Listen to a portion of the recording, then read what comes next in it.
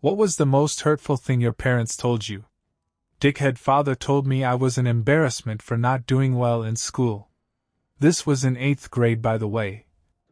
On New Year's Eve 2017, heading into 2018, literally 20 minutes before the new year started, my family got together as per usual, sat around the table, and said how our year was. We all shared how our year went, and what we would like to see change or happen in 2018. My dad, who always speaks last, finally spoke, and his words, not even kidding, was this, talking to me and my sister. You two, pointing at us, have done nothing for us. You two go off and do your own thing, come home when it's convenient. You two are useless in this household, so you're pretty much useless to me. Everything after that was a blur. I blacked out in rage and anger at his words because while he was injured and couldn't work, I did. When he was out, my sister and I cooked and cleaned for our younger brothers before we even thought about going to do something. My mom and 2 of my brothers were in Hawaii because of one of them had a basketball tournament, and she went as a chaperone. Those words to this day still hurt, and the relationship I have with my dad isn't what it used to be. Although I have forgiven him and all things are well, those words still play in mind every now and again. I can't stand you. Everything you do leaves a bitter taste in my mouth when I'm around you. The look on my mother's face when she said this to me truly made me feel like she hated me and wanted to punish me for my existence.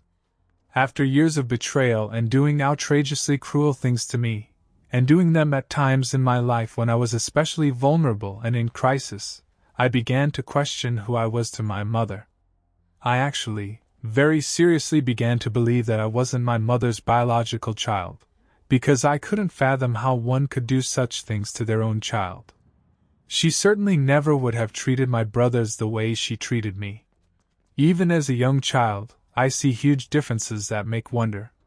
Things like my room and clothes were always filthy. I remember there being cat and dog feces in my clothes that lay in a dirty pile in my room. There was feces in my closet, in my room, under my bed. I distinctly remember picking up the dirty clothing from my floor to wear to school, and more often than not. This was starting at age 8 or 9. When my dad would pick us up for visitation, he's told me I was always dirty, and my hair never brushed. I do have memories of him sending me back inside to brush my hair or try to find a new shirt. I had 2 brothers from my mother who lived in the same household with me. Their rooms were never dirty, their clothes were clean. I noticed these things as a child, but it wasn't until I was way into adulthood and years after a therapist brought to light the way my family treated me. I always blamed myself. Now I understand something was way off with my mother's behavior towards me. For years I really felt I needed validation from her, and from some of my other family members for things that happened to me, not mentioned here, as a child, and how those things were ignored. I have come to accept I will never receive this validation or acknowledgement. When I was 11/12, my mother, who was a brain cancer patient, she told me to do something. I can't remember what happened exactly due to trauma, but she had gotten mad at me and demanded my phone. I refused. I had closed my door. She banged on the door with her fists, and screamed at me to open the door or she would break it down. I wedged myself between my door and my sideboard, holding my door closed for dear life. She turned off the Wi-Fi so I couldn't call my dad. I could, however, call the police. I called the police crying about my mom. She splashed water and ice on the floor and demanded I picked it up. Once she let up, I did, not trying to get her to turn on me. Before I grabbed a towel though, I saw she used a potato masher on my door. When I finally saw her, she was calling my grandma, telling her how I called the cops of her and was sending her to jail. When I tried to reason with her, she barked at me for not loving her. I guess she also called my dad too, because a short while after the police arrived, my dad did too. My mom didn't get arrested. We never spoke about that night ever again. Even to this day, almost a year after my mom's died, my father and I haven't spoke about the awful things my mom's done. To this day, loud bangs freak me out. I can't have just my butt wet. My hands get shaky when I hold potato mashers. One relative was talking today to another and didn't realize I was returning from the bathroom. Oh, Lisa has a long way to go before someone would want to marry her.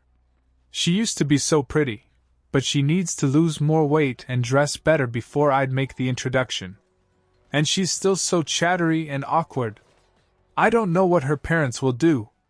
Someone really needs to talk to her. It's not a parent, but it's someone I love.